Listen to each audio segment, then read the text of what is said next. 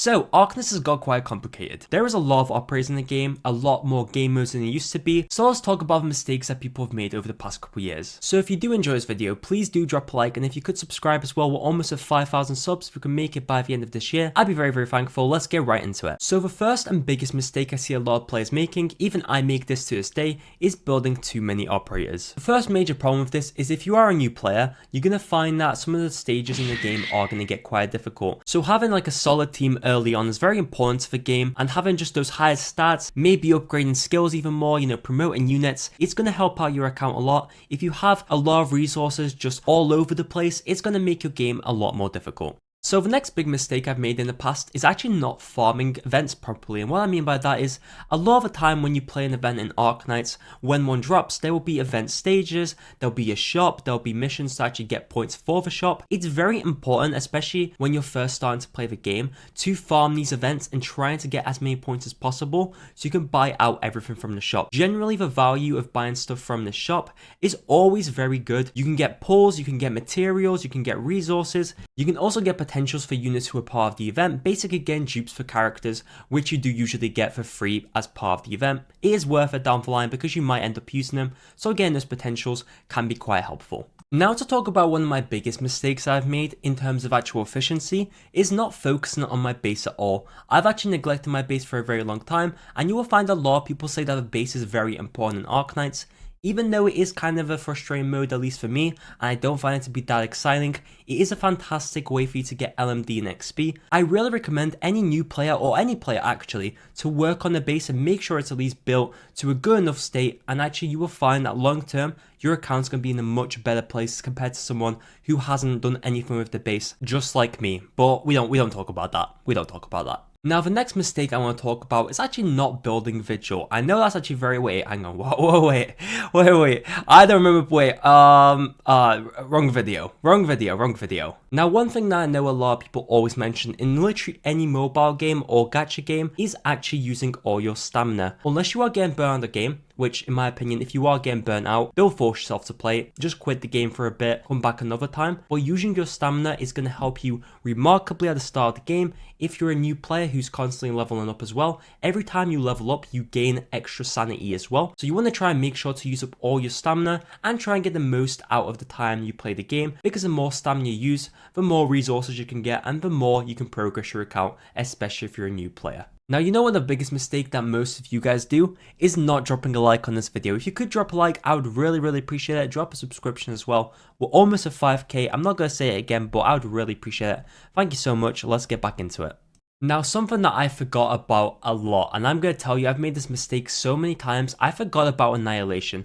Not only Annihilation is great on first time clears, but also every week you can fill up the slot on the bottom left. As you can see here, it says weekly a random reward. This is something I've always forgot about, and honestly is so important. Basically, you play Annihilation stages, depending on how many enemies you defeat in that Annihilation stage, whether you're autoing it or just playing it, it will actually give you a random, and then this will stack up in the bottom left. Depending on how much is stacked up, if it is full, you won't be able to get any more random through the week. But this is fantastic for getting pulls basically. Apart from just daily missions or weekly missions, this is one of the main ways to actually get a random in the game.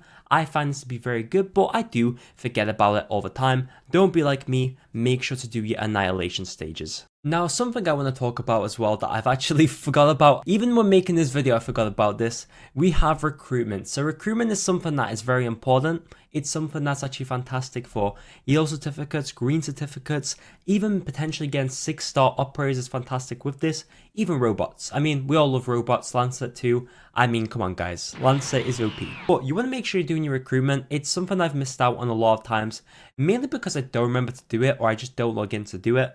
Of course, with recruitment, it's going to make your life much easier down the line if you do this, mainly because you can also guarantee yourself 4 stars, 5 stars and 6 stars. Of course, 6 stars only come off gold tags, but with 4 stars and 5 stars, there are certain combinations of tags that actually guarantee you the 4 star and 5 star, unless of course the tag fails, But this is fantastic for really anyone in the game, even if you're a new player or an old player trying to get more yellow certificates, green certificates, and potentially characters down the line is going to help you a lot. Now this does move me on to the next mistake I have done, but not as many times actually, is not doing daily missions and weekly missions. First of all, doing weekly missions and daily missions is great because you get a random in it, but the one thing I want to point out is on actually daily missions, you will get this PRTS Proxy Annihilation card.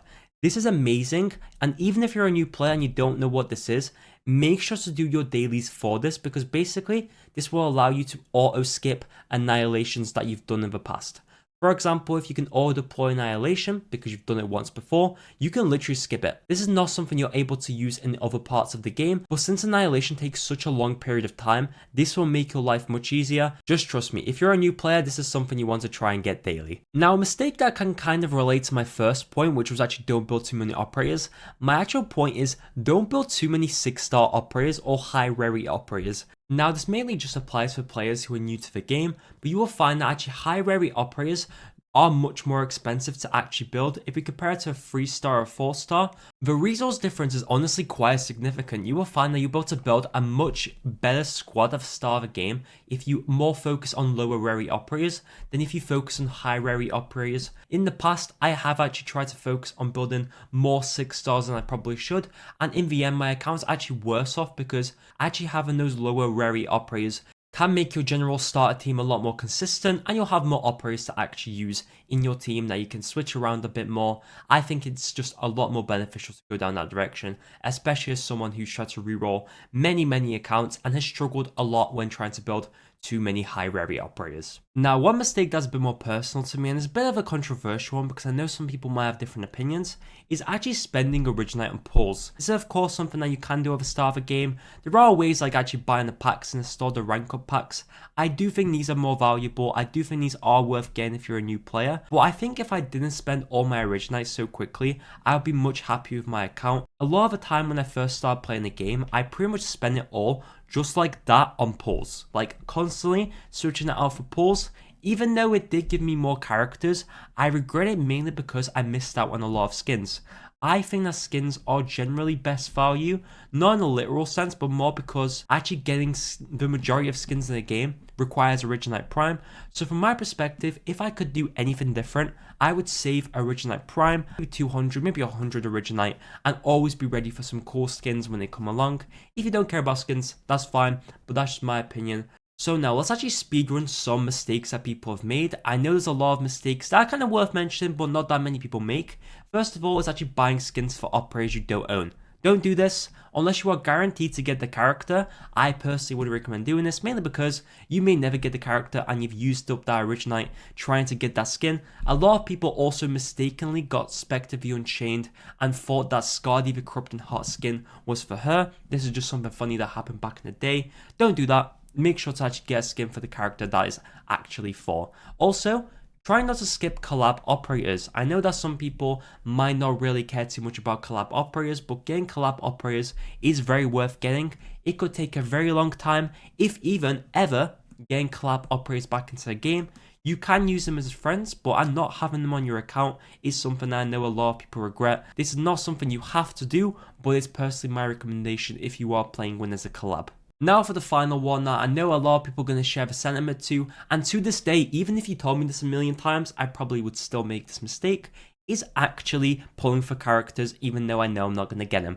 For example, the Ines banner, I know a lot of people got shafted on this banner. I know it's actually very painful, but a lot of people didn't actually have enough pulls to guarantee Ines. I'm pretty sure after like 150 pulls you are guaranteed to get the operator. You should theoretically be saving enough pulls to get the operator. That is the best way of playing the game, but of course, like we all know, it's not that easy. But if you want to be an efficient player, try and save all the pulls you need to get the operator and then pull on them. But let's be honest, you're not going to be able to do that. I'm not going to be able to do that. Most of us just suck at saving, and that's reality, but that's the beauty in playing gacha games. Anyway, hopefully you enjoyed this video. If you did, please do drop a like down below. If we could reach 5,000 subs by the end of this year, like I said, I will be so grateful. Thank you to everyone who supported me recently. I'm really hoping that these mistakes did help you figure out what you want to do with your account. Anyway, thank you for watching. I will see you next one, and most importantly, adios.